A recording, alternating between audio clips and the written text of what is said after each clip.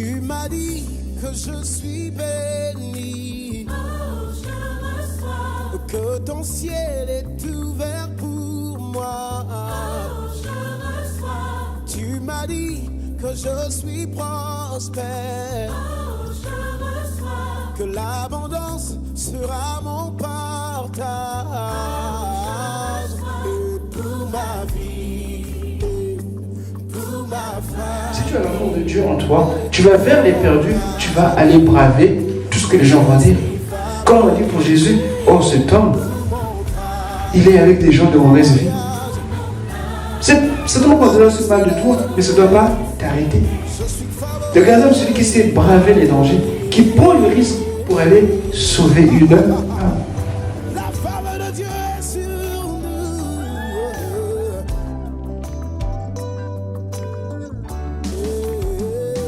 Tu m'as dit que je... Nous voulons ouvrir nos livres dans Luc 7, 36 à 49.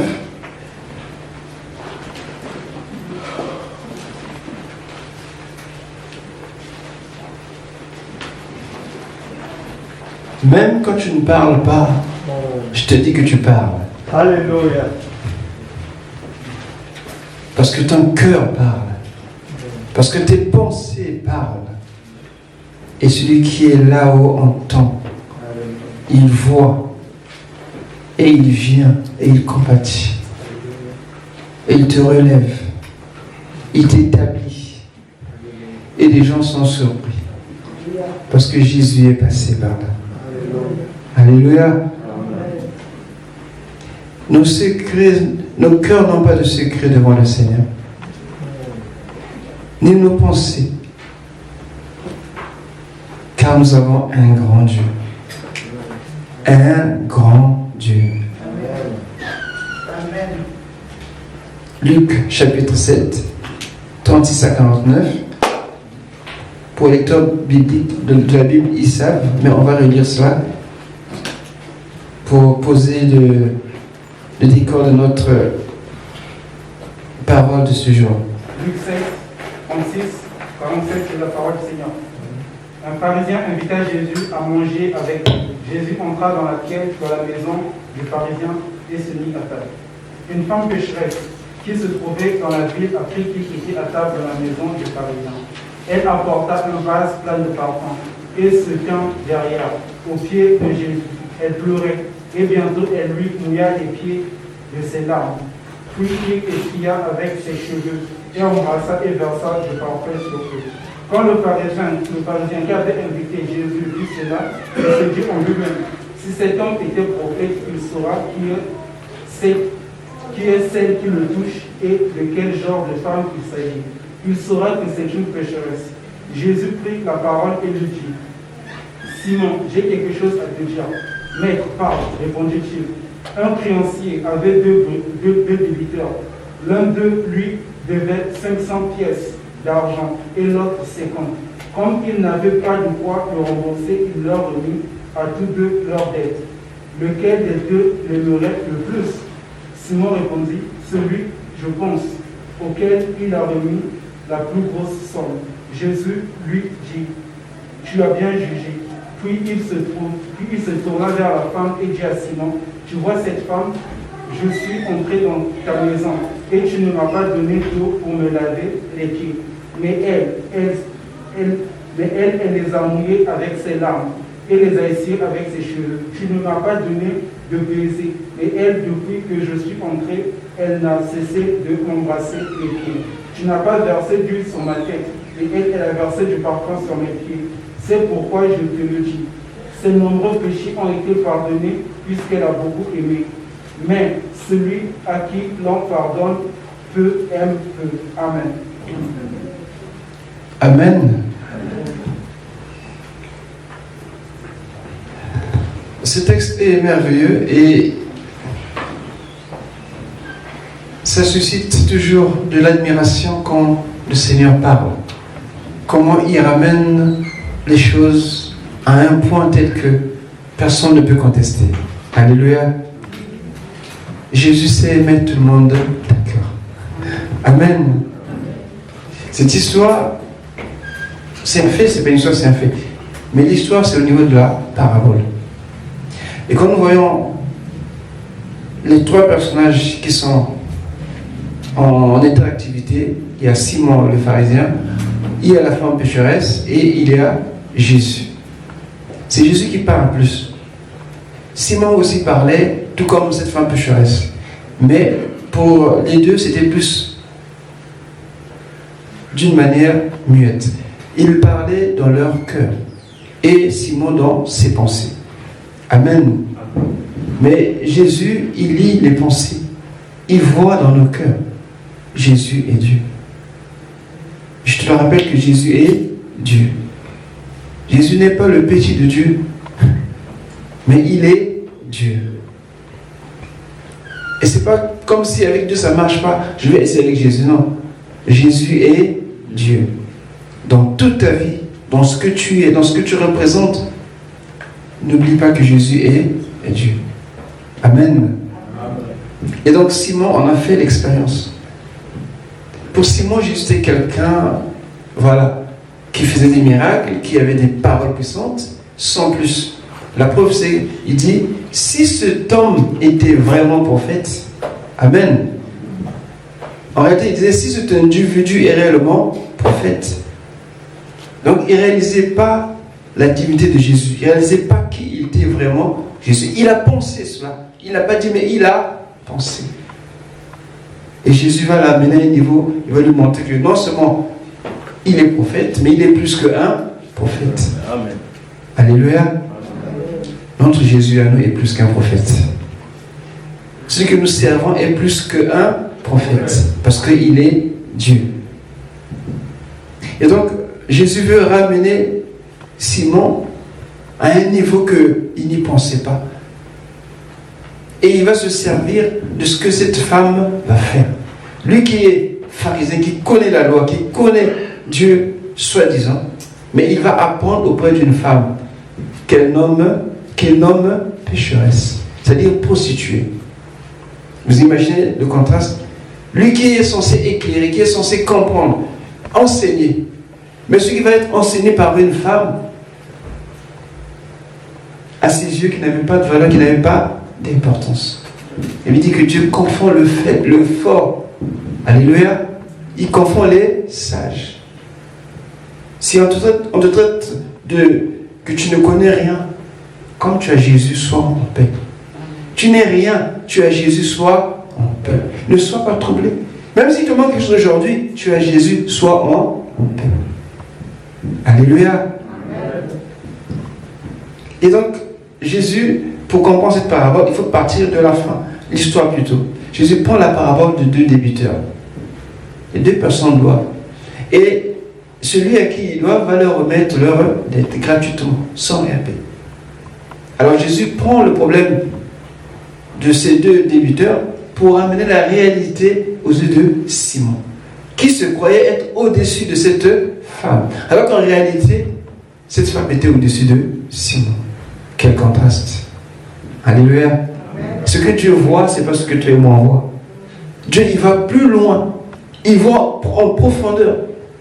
Il disait à Samuel que l'homme regarde ce qui frappe les yeux. Mais Dieu regarde au cœur. Je ne sais pas qu'est-ce que tu as en ce moment. Parfois, tu n'arrives pas à prier, mais Dieu voit ton cœur. Et confiance au Seigneur. Je ne sais pas prier, je ne sais pas. Tout le monde ne sait peut-être pas prier. Tout le monde a pris un jour à prier. Mais ce n'est pas ce qui va arrêter la main de Dieu dans ta vie. Et foi. Amen. Garde la foi. Amen. Parce que Dieu entend les cœurs. Dieu lit dans nos pensées. Simon n'a pas parlé ouvertement. Mais Jésus va répondre à la pensée de Simon, qui dit que si cet homme était réellement prophète, et ça suffit, pour que Dieu remette les choses en place. Parce que Simon était dans une position qui n'était pas bien devant le Seigneur. Il fallait ramener Simon à sa position même, et cette femme, pour que Simon, ses yeux s'ouvrent pour voir réellement ce qu'il était. Mais je suis sûr qu'elle n'a pas apprécié. Amen. Amen. Donc, cette femme, Jésus, quand il parle de débiteur, il dit que celui à qui on a beaucoup pardonné va beaucoup aimer. c'est normal. C'est même naturel. Alléluia. Amen. Tu as fait une bêtise et tu as peur que tes parents l'apprennent. Tu as peur, tu appréhendes. Et dès qu'ils l'apprennent, tu l'attends à une punition, à un châtiment. Et curieusement, on te fait un bon accueil, comme si rien n'était passé. Ça t'étonne, ça te surprend. Généralement, les minutes qui viennent, qui suivent là, on est docile, on est obéissant. Mais s'il faut aller acheter quelque chose à 23h, tu vas partir. Amen. Amen. C'est ce que ça veut dire. Parce que, en amont, tu as été pardonné. Et la menace qui pesait sur toi n'existe plus. Voilà pourquoi nous louons le Seigneur. Voilà pourquoi nous adorons le Seigneur. Voilà pourquoi nous aimons le Seigneur. Ça, ce n'est pas la religion. Ça, c'est une relation. C'est une communication. Une communion avec Dieu. Alléluia. Amen. Simon était dans la religion. Il ne pouvait pas comprendre ça. Et Jésus va l'ouvrir, il va l'amener à un niveau qui va se savoir que non. Ce que je pense, cet homme, cet individu, il le sait. Il n'est pas comme les autres individus. Certainement que c'est quelqu'un d'autre. Et on aurait dit à Simon, Jésus est Dieu. À l'instant, il aurait dit oui, il est Dieu. Amen. Amen. Donc voilà comment Jésus introduit la parabole des débiteurs pour amener Simon à comprendre quelque chose qui lui échappait. Simon, c'est qui? Simon représente l'autosatisfaction. Des gens qui sont satisfaits d'eux-mêmes, de leur personne, de ce qu'ils sont, de leur travail, de leur statut social. Alléluia. Amen. Et des gens qui font tout ce qu'ils veulent sans pourtant demander conseil à quelqu'un. C'est quelqu'un qui était pharisien, mais il faisait des choses pas comme les pharisiens. Parce que les pharisiens s'opposaient souvent à Jésus. Mais lui, il invite Jésus dans sa maison. Mais on voit déjà qu'il était quelqu'un de différent. Ensuite, c'est quelqu'un qui a le contrôle de sa vie. Il fait comme il bon lui semble. Il n'attend pas de quelqu'un. Et c'est quelqu'un qui observe la loi, qui observe les rites, les coutumes de la religion, de la tradition. Il est bien dedans. Il va à l'église le dimanche. Il paye sa dîme, les offrandes. Il vient aux réunions. Il ne ment pas les dimanches. Et c'est sa vie, c'est juste. Au-delà, Simon, vous ne le verrez pas. Alléluia. Parce que Simon, c'est quelqu'un qui représente une religion froide. Pas de sensibilité. Alors que nous qui sommes avec Dieu, devons montrer de l'amour, montrer de la compassion envers les désœuvrés. Mais Simon, vous avez cette femme, vous voyez comment il est dur, il est sec, froid comme de l'acier. S'il connaissait quelle espèce est cette femme. Alors que Simon était censé connaître Dieu, Dieu est amour. Alléluia. Amen. Parfois nous sommes comme ça. Ah, celui là-bas. Ah, un tel, lui. Oh, doucement. Connais Dieu, tu ne seras plus le même. Si tu connais réellement Dieu, tu ne seras plus le même. Moi, là-bas, je ne peux pas aller. Parce que là-bas, ils sont comme ça. Bien aimé, non. Oui, si tu ne peux pas, et que tu es faible, je peux comprendre, mais ne juge pas. Parce qu'une personne qui ne veut pas, qui est là-bas, qui a mal, qui souffre, et toi, tu peux lui apporter la réponse, la solution. Lui parler de Jésus. Nous sommes dans ce monde, nous ne sommes pas de ce monde. Et les gens ont besoin d'entendre parler de Jésus. Et qui sait que c'est toi le canal que Dieu va envoyer? Simon, s'il avait saisi l'occasion que le Seigneur avait mis par rapport à cette femme, je pense que ça aurait changé. Mais il est resté froid dans sa religion. Il dit, moi Simon, je vais à la synagogue, je vais au temple, je paye mes dîmes, j'observe la loi, je suis rituellement pur. Cette femme-là, elle est impure. Une séparation. En Jésus, les barrières sont brisées. Les murs sont écroulés. Il n'y a ni grec ni juif. Nous devons voir dans la perspective de Dieu. Et Simon, dans ce qu'il représente, c'est quelqu'un qui donne une certaine confiance à tout ce qui est extérieur. Et ça, c'est l'apparence. Mais Dieu, lui, ne s'arrête pas à l'apparence. Dieu va au fond des choses. Ce qui est caché, ce que les gens ne voient pas, ce que Simon ne voyait pas. Et dans ce genre d'attitude de Simon, il y a deux conséquences il faut remarquer cela, que ce genre de personne, il s'attend à ce que les autres jugent comme lui. Quand ça ne va pas, tu as vu le pasteur comment il est? Tu n'as pas remarqué? Moi aussi, j'ai remarqué. Il va chercher les gens qui épousent sa façon de penser. Même au travail aussi. Tu as vu ce que le chef a dit? On t'a dit quelque chose qui t'a fait mal. Tu vas chercher à te consoler en allant, peut-être pas réclamer, mais dire ton ressenti à un autre qui partage la même chose que toi. Alléluia. Et ça, il ne faut pas le faire. Dans l'église, des gens comme ça, il y a un souci à l'église, quelque part, avec un frère et une soeur. Et tu vas chercher quelqu'un d'autre, tu vas lui dire ce que tu penses pour qu'il puisse appuyer ce que tu dis. Et c'est dangereux. Ce n'est pas une bonne attitude. Alléluia. Amen. Et ça finit par murmurer. Et ça finit par développer une attitude qui n'est pas digne de Dieu. Et parfois l'ennemi rentre. Ce qui était petit devient vaste. Alléluia. Amen. Et les dégâts, on peut les constater. Donc voilà comment ce genre de personnes réagissent. C'est donc ce que les autres jugent comme lui. C'est-à-dire que les gens qui sont satisfaits d'eux-mêmes pensent qu'ils ont toujours raison. Et c'est comme ça qu'ils raisonnent. Ils se considèrent meilleurs que les autres. Et ils s'exaltent. Ils ont une opinion assez élevée d'eux-mêmes. Regardez ce que le pharisien qui prie dans Luc 18, le verset 11, il dit: Seigneur, je te bénis parce que je ne suis pas comme cet homme, comme ce publicain. Moi, je paye ma dîme. Moi, je prie. Moi, je... Non, bien aimé, ce n'est pas comme ça.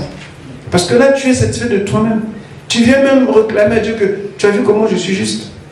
Mais il n'y a pas de juste devant le Seigneur. Tous sont péchés et sans la gloire de Dieu. Même si tu observes la loi, tu es pécheur. Le seul qui nous donne la vie et le pardon, c'est Jésus. Ça, c'est l'attitude que donnent ceux qui ont l'esprit de Simon, c'est-à-dire des séparationnistes. Ils ne veulent pas faire les choses comme les autres. Ils ont toujours des arrière-pensées. C'est compliqué. Et ils sont satisfaits de leur propre personne, de son statut, voilà, il a le contrôle de ça, il fait ce qu'il veut. Généralement, ce n'est pas l'homme de l'orgueil spirituel. Amen. Amen. La deuxième conséquence, ce genre d'attitude, c'est que Simon a méprisé cette femme-là qui a versé du parfum et qui a mouillé l'épée de Jésus de ses larmes. Parce qu'elle a manifesté beaucoup d'amour et beaucoup de zèle. Et Simon n'a pas apprécié. Amen. Parce que pour lui, voilà, c'est trop. Il veut montrer quoi? Elle se prend pour qui? Non, bien aimé. C'est parce que Simon ne veut pas le faire. Il se contente de sa religion, de sa position. Et dans l'église, il y a des chrétiens aussi qui ne veulent pas, quand un bien-aimé manifeste le zèle dans le donner, dans le service.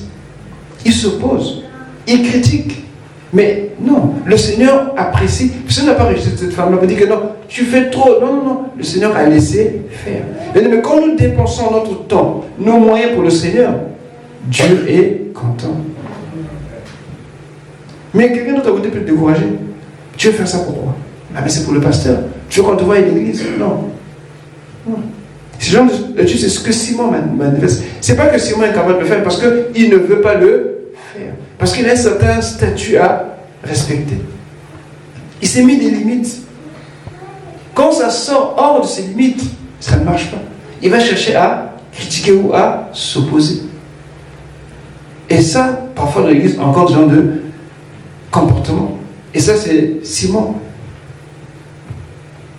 Les raisons pour lesquelles certaines personnes méprisent les efforts et les dépenses des chrétiens zélés, un peu comme cette femme, sont dues au fait qu'elles ne veulent pas monter au même niveau d'amour. C'est-à-dire qu'ils ne veulent pas manifester l'amour. Pourquoi faire ça? Ça ne sert à rien. Dieu voit les cœurs. Oui. Dieu le connaît. Oui. Mais laisse l'autre faire. Laisse venir balayer. Laisse qu'il vienne jeûner. Laisse qu'il apporte ses offrandes. Laisse qu'il chante. Laisse qu'il danse pour le Seigneur. Si tu peux le faire, reste tranquille. Ne juge pas. Alléluia. Amen. Qui l'apporte? Ah, il a porté tout ça, mais comment il va faire pour se nourrir? Dieu prendra soin. C'est pas ton problème. Amen.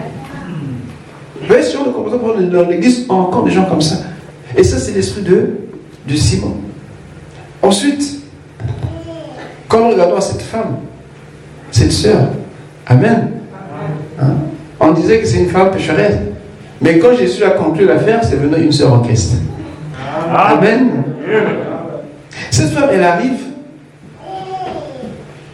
elle est prostituée. Son CV, c'est écrit prostituée.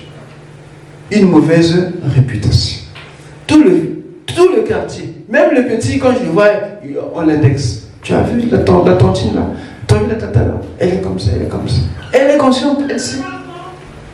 Elle n'a pas ouvert la bouche pour dire, mais vous dites quoi sur moi là? Hein, toi là, tu vas voir. Non, non, non. Elle est tranquille. Elle est calme. Elle prend son courage pour aller dans la maison de Simon, là où il n'y a que des hommes. Et juste pour expliquer le contexte, c'est que à cette époque, les repas tels que ça se passait ici, c'était dans un cadre un peu public, où tout le monde pouvait regarder comme un spectacle. Parce que les gens, quand ils invitaient des repas comme ça, ils voulaient montrer ce qu'ils avaient, leurs biens, leur richesse. Donc tout le monde pouvait bien voir. Mais les gens qui venaient, soit il y en a qui observaient, qui regardaient comme spectateurs, il y en a qui prenaient part au repas s'ils étaient invités. Donc l'endroit était plus ou moins ouvert. Et cette femme, elle a saisi l'occasion pour venir. Mais dans son cœur, elle voulait à tout prix un pardon. Et je crois qu'elle avait su que Jésus pouvait pardonner. Alléluia. Elle était motivée par ça, parce que quand on voit la Bible, on ne parle pas qu'elle était quelque part avec Jésus, mais on peut supposer qu'elle a dû entendre ou voir Jésus pardonner un pécheur. Et tellement qu'elle avait mal dans son cœur, elle s'est dit que simplement que moi aussi, il peut me pardonner. Et elle a prêté du parfum de grand prix. Parce qu'elle lui dit qu'il n'est pas bon d'aller dans le Seigneur les mains vides. Et elle savait que cet homme, Jésus, c'était pas n'importe qui. Mais nous devons honorer le Seigneur. C'est pas seulement ici à l'église, même dans nos maisons. Où que nous trouvions, honorons le Seigneur. Je ne dis pas qu'il faut maintenant parler partout. Non, dans ton attitude. Que l'on sache que toi, tu n'es pas comme les autres. Alléluia. Bon, je sais que le monde dans lequel nous sommes, c'est très difficile. Il y a plus d'opposition. Il y a beaucoup d'adversité. Mais ça ne doit pas nous faire perdre la tête. Nous devons garder la tête froide et réaliser que nous avons un grand Dieu avec nous. Amen. Cette femme, elle s'approche de Jésus. Elle se tient derrière. Elle ne va pas vers la tête, mais juste au niveau des pieds. Les pieds, c'est l'endroit pratiquement, en touche un peu, sale. En marche, Jésus marchait beaucoup. En ce moment, les gens ne prenaient pas trop de chevaux pour se déplacer, c'était plus à pied. Et c'était les esclaves qui s'occupaient des pieds des voyageurs, des visiteurs. Ils les lavaient et ensuite, ils les essuyaient. Mais pour la plupart, ça peut vous choquer parce que ça ne fait pas partie de nos coutumes. Pour certains qui pensent que la femme ne doit pas parler, la femme ne doit pas porter des habits comme ça. Si vous voulez repartir en arrière, moi je pense qu'il devait même être confondu. Alléluia. Parce que les traditions changent d'un pays à un autre. Parce que les notables, les riches, quand ils prenaient leur repas, ou bien quand ils étaient invités par un autre, vous savez ce qui se passait? Ceux qui venaient laver leurs pieds, c'était pour la plupart des esclaves. Et souvent des esclaves femmes. Alors, ils essuyaient leurs mains dans leurs cheveux. Donc, ce que cette femme-là fait, c'était ce que les esclaves faisaient à cette époque-là. Donc, elle s'est humiliée, elle s'est rabaissée. Elle qui était prostituée, un peu suppose qu'elle était libre, mais elle s'est humiliée à un niveau tel qu'elle est devenue comme une esclave.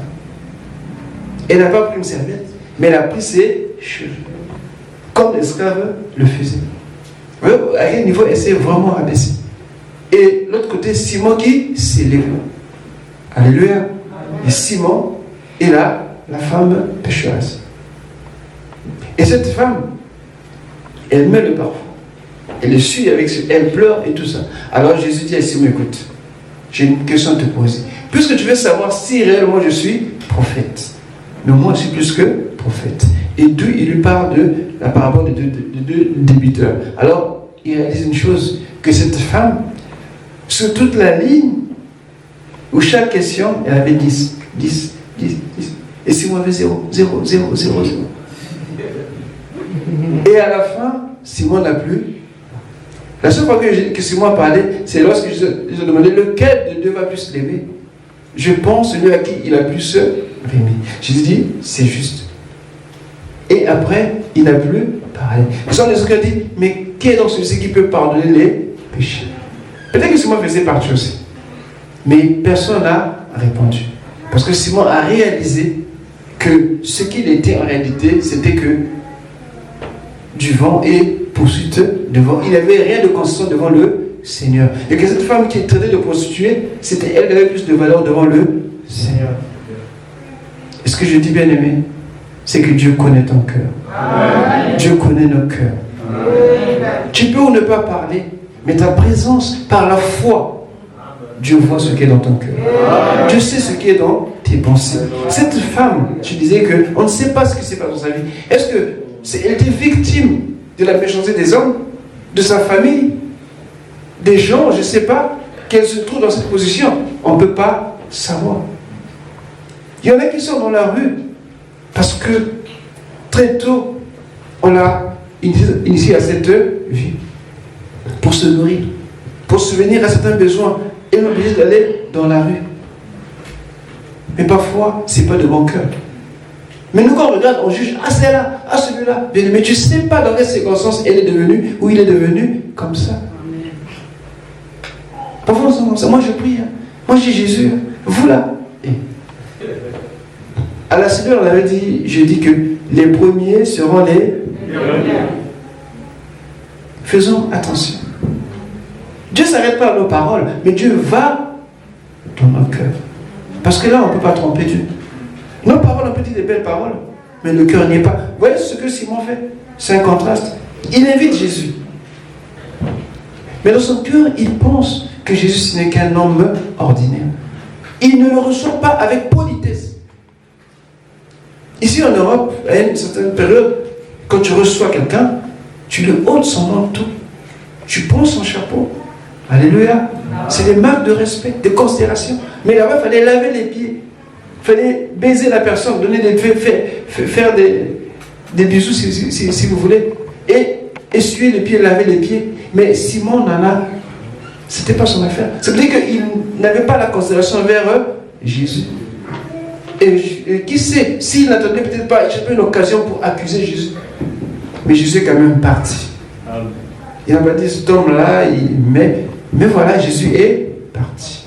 Alléluia. Amen. Vous savez que Dieu ne voit pas juste comme toi et moi on voit les choses. Amen.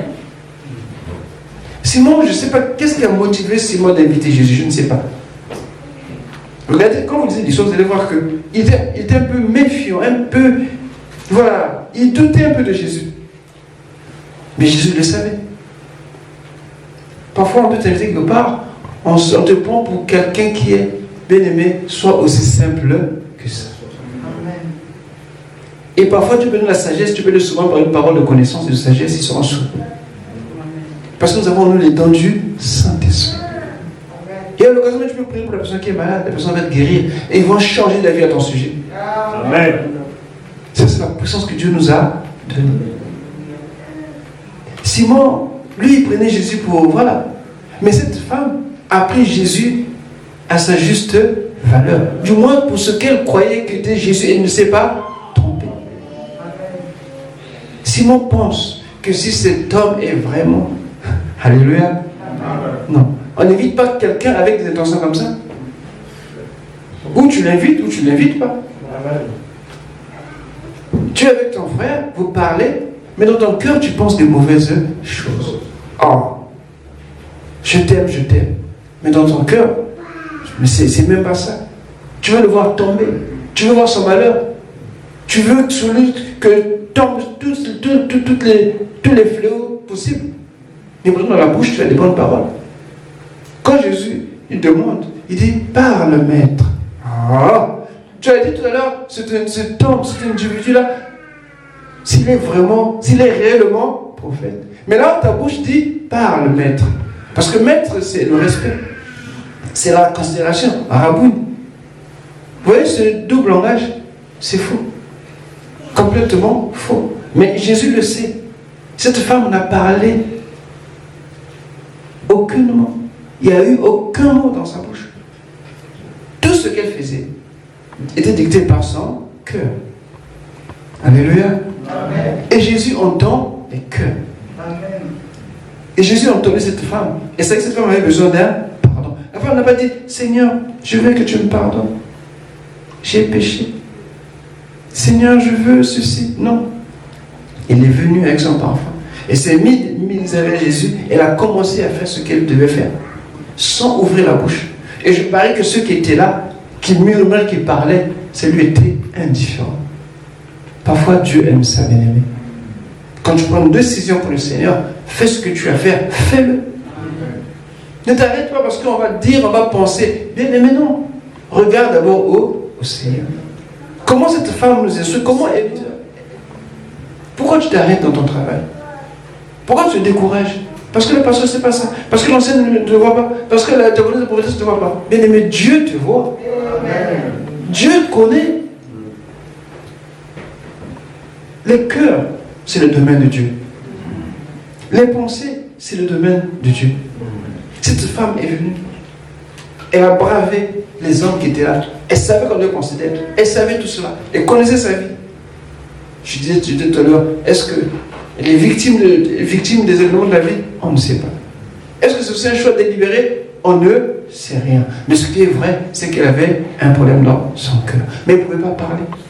Mais il y a des blessures intérieures que nous avons qui nous empêchent de parler. Tellement que ça fait mal, c'est profond, on ne peut même pas expliquer.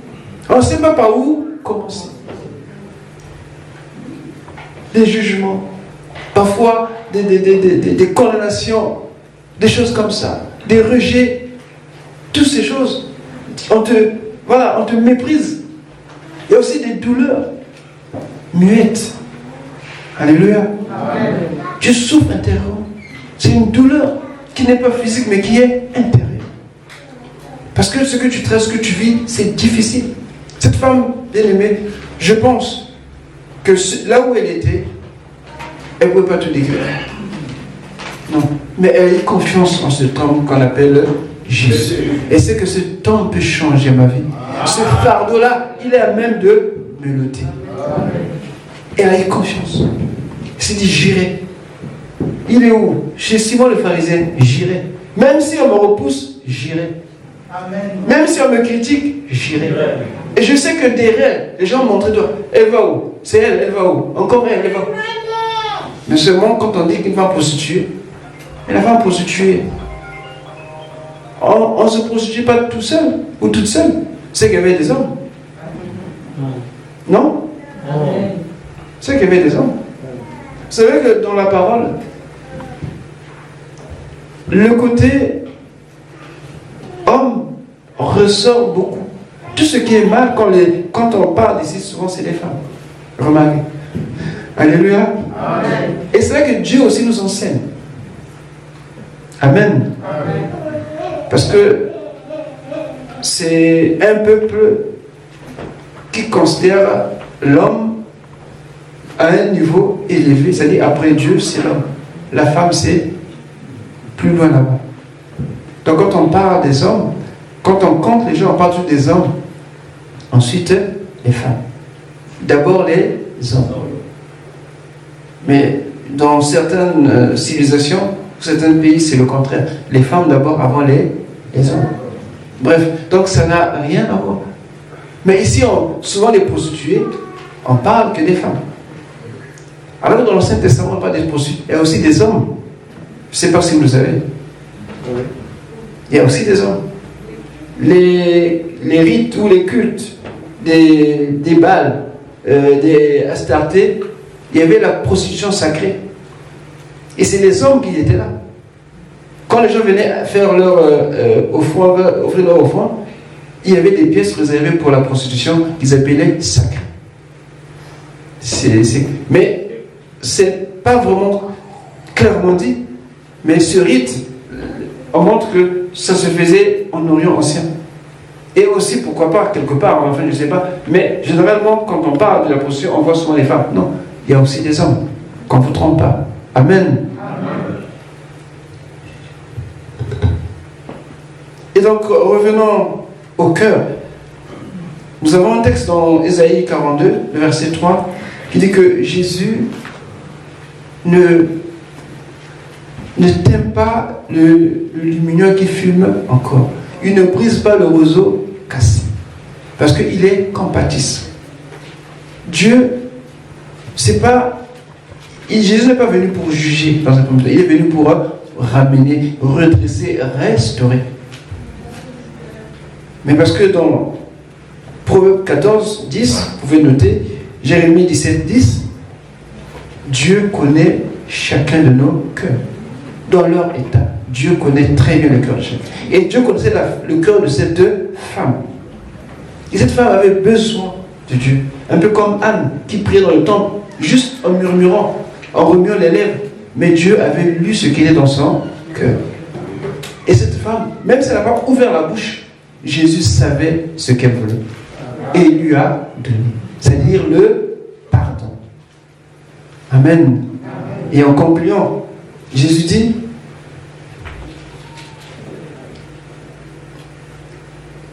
c'est pourquoi je te dis, ses nombreux péchés ont été pardonnés, car elle a beaucoup aimé. En fait, je dis toujours qu'il faut renverser la phrase. C'est pas parce qu'on aime qu'on est pardonné. Non. C'est le pardon qui produit l'amour. Alléluia. Amen. L'amour est le fruit du pardon. C'est-à-dire quand on est pardonné, l'amour se manifeste. Et ce prolongement-là aboutit à la foi. En fait, cette femme a fait ce que tout le monde a fait, mais elle a commencé par la fin. Alléluia. Amen. Le Seigneur, Jésus est bon, il est merveilleux. Il s'est redressé. C'est-à-dire quand tu viens au Seigneur, si tu viens du mauvais côté, mais il voit ce qui est en toi, il te remet sur le bon côté. Alléluia. Amen. Il ne dit pas que non, pourquoi tu as fait ça, fallait faire ça. Non, non, ça c'est moi qui le fais. Ah, il y a trop de volume là. Mais arrêtez de diminuer, mais c'est trop, mais qu'est-ce qui s'est passé? Parfois quand ils sont là, ils me regardent toujours. Et moi je regarde toujours. Mais Dieu il ne fait pas comme ça. Alléluia. Amen. Dieu il sait que ça devait être comme ça là. Ok, mais viens, lui approche. D'accord, voilà. Tu as vu, c'est comme ça qu'il fallait faire. Et lui-même, c'est pas toi, lui-même il va redresser. Amen. Voilà comment Dieu a fait avec la foi de cette femme. C'est parce qu'elle a aimé, non.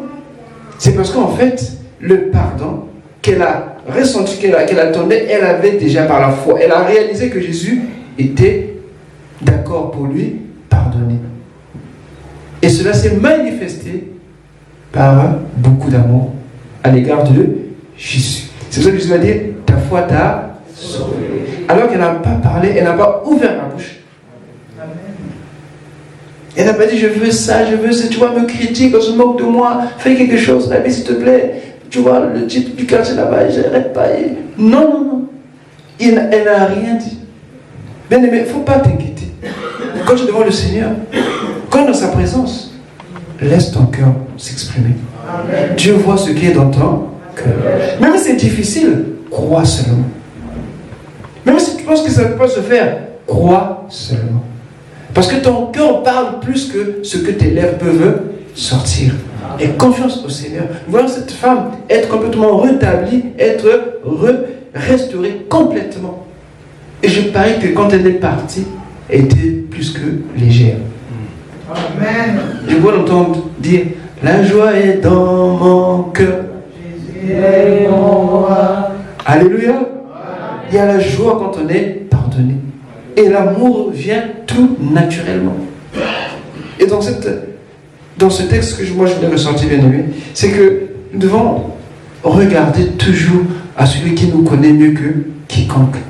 Et nous ne devons pas nous arrêter à l'extérieur ou au fond. Nous devons dépasser ce genre de choses.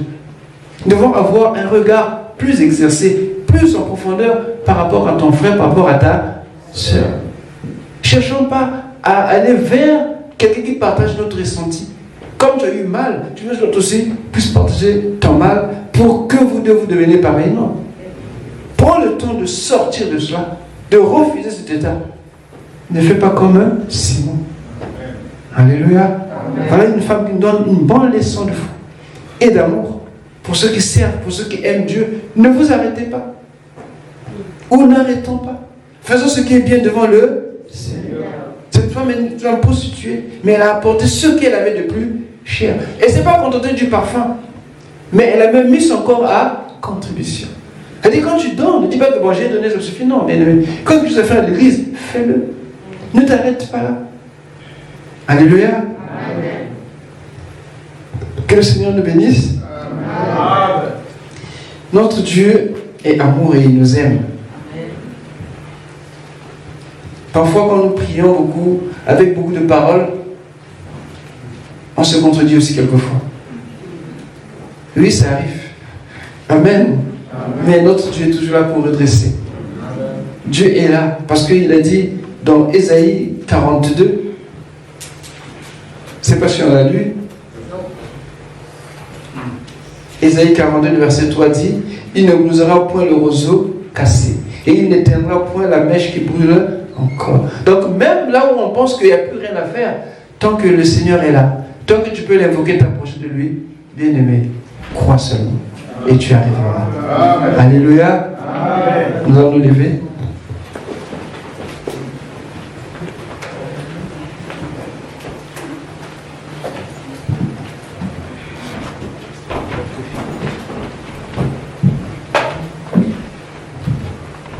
Jésus a été envers cette femme vraiment le restaurateur, le secours idéal. Mais il n'a pas condamné Simon. Non. Mais il a laissé à Simon le temps d'observer, de regarder et de s'instruire au vu de ce que cette femme-là a fait. Ça veut dire que toi, bien-aimé, si tu es dans ce contexte-là, où tu penses être au-dessus, je te prie de te rabaisser. Et toi, qui sers le Seigneur, je t'encourage de le faire avec zèle. Ne le fais pas d'une manière détachée comme un fonctionnaire. Non. Fais-le avec ton cœur. Ce que tu donnes, donne avec ton cœur. Quand tu sers, sers avec ton cœur. Alléluia. On ne se pas de son poison de la vie en communiquant ce qui est mauvais les uns envers les autres. Arrêtons cela. Mais marchons tous ensemble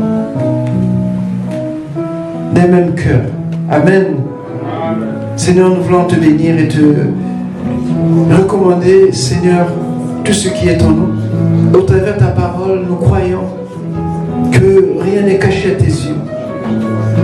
Seigneur, l'état de nos cœurs sont nus à tes yeux et à découvert. Et je prie, Seigneur, pour ce cœur qui souffre en ce moment, qui est incompris, qui est mal jugé, Seigneur, qui est même condamné. Seigneur, donne l'espérance. Seigneur, offre un avenir, Seigneur. Comme cette femme, Seigneur, elle était complètement déboussolée, perdue, jugée par les hommes, condamnée, Seigneur. Mais ta justice a triomphé et elle repartit libre et sauvée. Seigneur, nous refusons toute culpabilité qui nous retient, tout poids du passé qui nous réclame. Seigneur, tu es pour nous le secours idéal. Seigneur, tu es celui qui prend soin de nous. Même quand nous n'arrivons pas à dire réellement ce que nous avons, mais toi qui es dans nos cœurs, Seigneur, tu sais ce qu'il faut faire. C'est pour ça que nous te faisons confiance. Seigneur, merci de traiter nos cœurs. Merci de mettre dans nos cœurs tout ce qui est nécessaire dans ta volonté pour que nous continuions d'avancer avec toi. Nous te rendons toute la gloire, Seigneur. Merci pour mon cœur, merci pour nos cœurs. Merci parce que tu décharges ce cœur qui était affligé, épuisé. Tu donnes encore de la force, le courage d'avancer, de ne pas s'arrêter. Seigneur, merci. Pendant que nous avons la tête baissée, si tu n'as pas encore reçu Jésus-Christ dans ta vie, tu n'as pas encore accepté comme Seigneur et Sauveur, si tu es là, tu peux simplement lever la main. Nous allons prier. Parce que Jésus est là. Il ne tient pas compte de ton passé parce qu'en lui, tout est nouveau. Il a la capacité, le pouvoir de faire de toi une nouvelle création. Le poids du passé, il a porté à la croix pour toi. ta condamnation. Il t'a justifié. Le Seigneur est vivant. Alléluia. Alléluia. Qu'est-ce que ton cœur te dit en ce moment? Qu'est-ce que ton cœur te dit en ce moment? Jésus est là, il frappe à la porte de ton cœur. Alléluia. Merci Seigneur. Nous te rendons gloire, notre Dieu. Nous te bénissons, Seigneur. Est-ce que tous ensemble on peut lever la voix pour bénir le nom du Seigneur, pour son amour et pour sa grâce? Alléluia, alléluia, alléluia. Tu es puissant et vivant dans mon cœur et dans ma vie. Alléluia.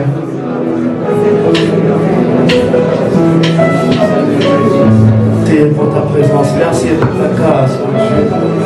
Bénissons ton nom pour ta parole, bénissons ton nom de ce que tu nous touches, Seigneur, de ce que tu viens rétablir nos cœurs, car tu es le seul qui enlève toute faille pour nous, Seigneur. Tu es le seul qui s'est manifesté pour détruire